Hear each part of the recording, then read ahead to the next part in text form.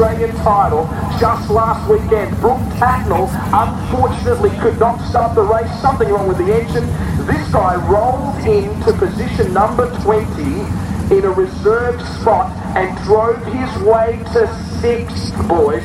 This is Lockie McHugh. And I know, if you've been to the Speedway in Latrobe a few times, you're like, I know that surname. Where have I heard that surname before? Yeah, he is the son of a gun. Jamie McHugh, the former Australian Super Sedan champion and Modline national champion. Jamie McHugh, actually born in Hobart, and then did a lot of domestic racing down here, really put Tasmania on the map, along with all of our other hosts of stars. Man, this state, boys, has produced amazing race car drivers over the years, hasn't it? It certainly has, and we're still producing them. Yeah, amazing. Really is amazing. And a lot of them have set off onto the mainland. This is the mainland.